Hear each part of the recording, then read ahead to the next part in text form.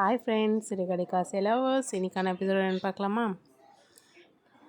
எப்பவும் போல தான் விஜயா வந்து சொல்லிட்டுருக்கா, இவளால் தான் இல்லை ஃபஸ்ட்டு இங்கேருந்து போக சொல்ல, என் தாலிக்கு ஆபத்துன்னு போது இவ இங்கே இருக்கக்கூடாது இவ அப்படின்னு சொல்லிட்டு ஸ்ருதி வந்து இதெல்லாம் உங்களோட மூட நம்பிக்கை, நீங்கள் இது மாதிரிலாம் பேசாதீங்க, மீனாலாம் ஒன்றும் பண்ணல அப்படின்னு சொல்லிட்டு அவள் தான் எங்களுக்கு பிடிச்ச சனியை, அவளை இங்கேருந்து போக சொல்லு பீட அப்படி இப்படின்னு சொல்லிட்டு மீனாவை போட்டு அப்படி திட்டுறா விஜயா. அவன் புருஷனுக்கு எதாவது ஆயிடும்னு சொல்லிட்டு அவளை இங்கேருந்து போக சொல்லு, அவள் இங்கே இருந்தானா நான் எதனா பண்ணிடுவேன், அவர் கூட நானும் போய் படுத்துப்பேன், இதுக்கப்புறம் யாரும் எதுவும் பேசாதீங்க அப்படின்னு சொல்கிறாங்க.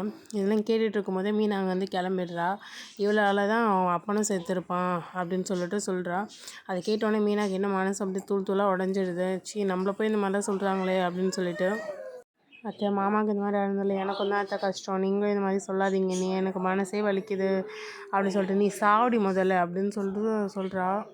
அவளால் அதை ஏற்றுக்கவே முடியல. இதெல்லாம் கேட்டுட்டு இருக்கும்போது மீனா அங்கே வந்து சரி இதுக்கப்புறம் நம்ம இங்கே இருந்தால் நமக்கு இது மாமாக்குன்னு இது ஆகிடும் அப்படின்னு சொல்லிட்டு அந்த இடத்துல இருந்து அவள் கிளம்பிடுறா.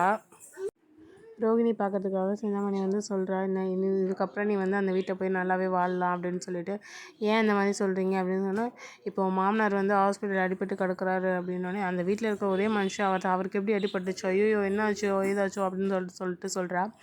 அவருக்கு அடிப்படவே நான் தான் காரணம், நான் தான் ஆள் வச்சு அவரை செட் பண்ணேன் அடிப்படை வைக்கிறதுக்கு அப்படின்னு சொல்லிட்டு, ஏன் இந்த மாதிரிலாம் பண்ணுறீங்க அப்படின்ட்டு, மீன் அந்த வீட்டை விட்டு போயிட்டா நீ ஈஸியாக உள்ளே போயிடலாம்ல, அதனால தான் நான் அந்த மாதிரி பண்ணேன் அப்படின்னு சொல்கிறா. எவையா நமக்கு இதெல்லாம் பண்ணுறா அப்படின்ட்டு ரோகிணிக்கு ஒரே டவுட்டாக இருக்குது. அதுக்கப்புறம் நம்ம மாமியார் ஃபோன் பண்ணுறேன் அப்படின்னு சொல்லிட்டு ஃபோன் பண்ணி, மாஸ்டர் என்னாச்சு, இப்போ ஆக்சிடெண்ட் ஆச்சுன்னு சொன்னீங்களே பரவாயில்லையா அவருக்கு அப்படின்னு கேட்குறாங்க. பரவாயில்ல, அதெல்லாம் இப்போது ரொம்ப சீரியஸாக தான் இருக்குது அப்படின்னு சொல்லிட்டு, ஃபஸ்ட்டுக்கு இப்போ பரவாயில்லன்னு சொல்லியிருக்காங்க. இப்போ அந்த மீனை எங்கே இருக்கா அப்படின்னு, இப்போ அவள் இல்லை, இவள் எங்கேயோ போயிட்டா திட்டல அப்படின்னு சொல்கிறா. ஒரேடியாக அவள் வீட்டை விட்டே போவைங்க அப்படின்னு சொல்கிறாங்க. அதுக்கப்புறமா சரி உள்ளே போய்ட்டு நம்ம பார்க்கலாம், டாக்டர்லாம் வந்தோடனே உள்ளே போய் பார்க்கலான்னு சொல்கிறாங்க. உள்ளே போய்ட்டு பார்க்குறாங்க எல்லாருமே. என்னப்பா ஆச்சு உனக்கு, எனக்கு எதுவும் அவளோட நீ பயப்படாத அப்படின்னு சொல்லிட்டு முத்துவை பார்த்து அண்ணாமலை சொல்கிறாங்க.